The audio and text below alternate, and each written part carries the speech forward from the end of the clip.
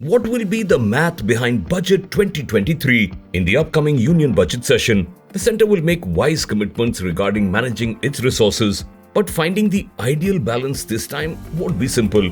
One reason is that the next Lok Sabha elections in 2024 would present an unavoidable opportunity for political spending. Additionally, high tax collections cannot be taken for granted, and next year's predicted slower economic growth won't help. Budgeting is a difficult task. Finances in 2022-2023 have been on track, with little impact from reduced fuel duty and increased subsidy costs. Actually, by November, the centre's bill for significant subsidies had already exceeded 95% of the full-year budget, and according to analysts, it may wind up exceeding the goal by up to 2.5 trillion. However, revenue has maintained up. That may also exceed the projection by roughly 1.8 trillion. Healthy growth is providing more room. The fiscal deficit for 2022-23 was estimated to be $16.6 trillion or 6.4% of GDP. But at that point, the centre had anticipated an 11.1% increase in nominal GDP. This has changed because a new projection calls for growth of 15.4%, meaning the centre can stick to its 6.4% pledge even if the fiscal deficit exceeds the target by around 0.9 trillion. This spells a clear ability to spend within the means.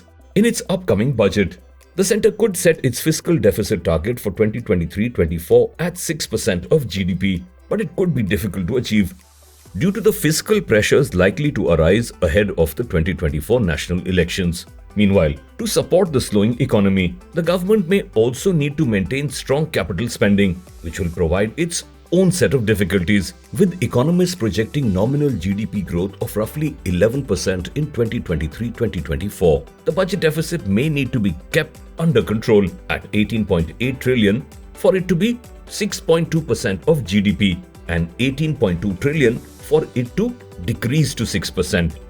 Economists predict that the budget itself will not reveal a significant increase in revenue or expenditure. However, this year too, the government requested approval from the Parliament for increased spending for rural areas in addition to larger disbursements on food and fertilizer subsidies, which included lower gasoline excise taxes and greater subsidy costs as a result of the significant price increase brought on by the Russia-Ukraine war. The budget anticipated gross tax receipts of $27.6 trillion, but 65% of that amount had already been collected.